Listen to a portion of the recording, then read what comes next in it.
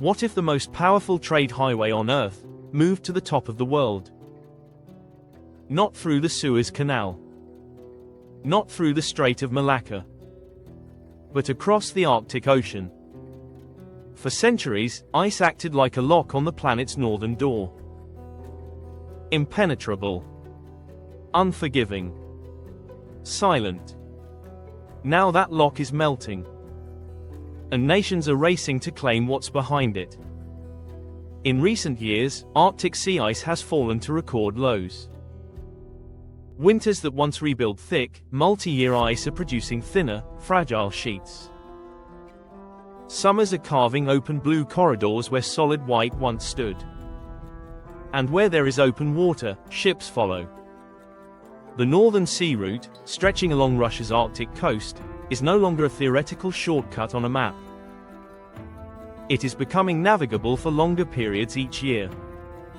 A cargo ship sailing from Shanghai to Rotterdam through the Suez Canal travels roughly 21,000 kilometers. Through the Arctic, up to 40% shorter. That's nearly 2 weeks saved. Millions of dollars in fuel. Lower insurance risk from piracy zones. Fewer geopolitical choke points. This isn't a minor efficiency gain. This is a structural shift in global trade. The Suez Canal has long been one of the world's most critical arteries. Roughly 12% of global trade passes through it. But monopolies don't last forever. In 2021, a single grounded ship blocked the canal for 6 days, and the world watched billions of dollars stall in real time. That moment exposed a vulnerability.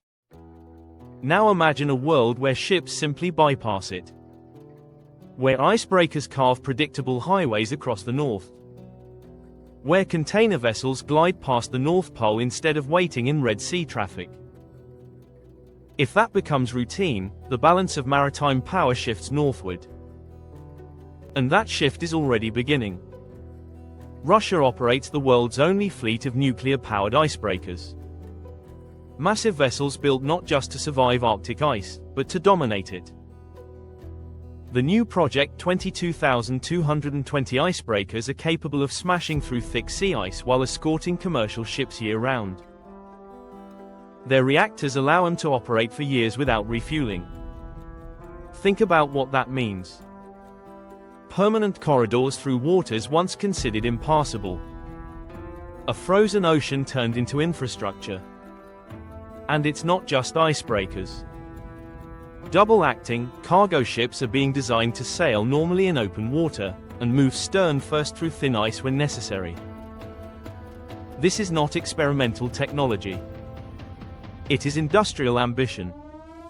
But when one nation controls the most capable tools in the Arctic, it gains leverage. And leverage changes geopolitics. The Arctic was once viewed as a cooperative zone. Scientific stations. Fishing agreements. Environmental treaties. Now, radar systems are expanding. Naval bases are being upgraded. Submarine patrol routes are being reconsidered. NATO members are strengthening their Arctic presence. Russia is reinforcing its northern coastline. China has declared itself a near-Arctic state, and speaks openly about a polar Silk Road. The legal question is critical. Are these waters international straits? Or sovereign corridors controlled by coastal nations?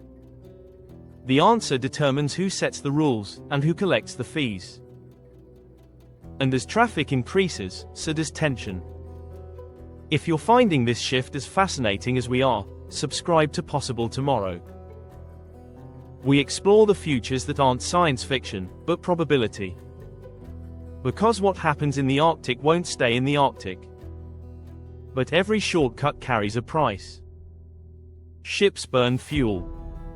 Even cleaner fuels release black carbon, tiny soot particles that settle on ice. Dark particles absorb heat. Heat accelerates melting. Melting opens more water. More water invites more ships.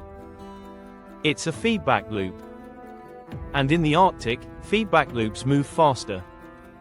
An oil spill here would be catastrophic. Cold temperatures slow natural breakdown processes. Ice complicates cleanup. Remote distances delay response.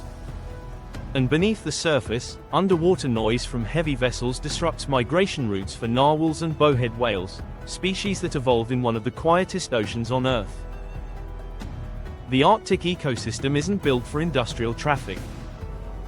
Yet industrial traffic is coming. Now imagine the winners. Murmansk transforming into a high-volume trade hub. Reykjavik expanding port infrastructure. Northern Canadian towns becoming logistical gateways. Entire supply chains reorienting around polar access. And imagine the losers. Traditional Mediterranean transit hubs. Red Sea shipping lanes. Insurance markets built around old routes. When trade flows change, wealth distribution follows. History shows this clearly. When the Cape of Good Hope opened, Mediterranean powers declined. When the Suez Canal opened, global trade patterns shifted again. The Arctic could mark the next chapter. Here is the uncomfortable truth: the only reason this trade revolution is possible is because the climate crisis made it possible. A melting barrier becomes a commercial opportunity. A warning sign becomes an investment prospect. Economic logic pushes forward. Environmental logic urges restraint. And governments must choose between growth and preservation. Will the Arctic become the world's busiest shipping corridor? Technically, it's becoming more feasible every year. Politically, the race has already begun.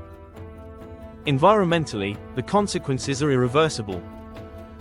The real question is not whether ships can cross the Arctic. It's whether we are ready for what the crossing represents. Because when the map changes, power changes. And when power changes, the world rarely stays the same. For centuries, the Arctic was a frozen silence at the edge of civilization. Now it may become the center of it. A trade revolution born from melting ice. A highway built from climate change. A corridor that could redefine global wealth, security, and survival. This is not science fiction. This is possible tomorrow. And the ice is already thinning.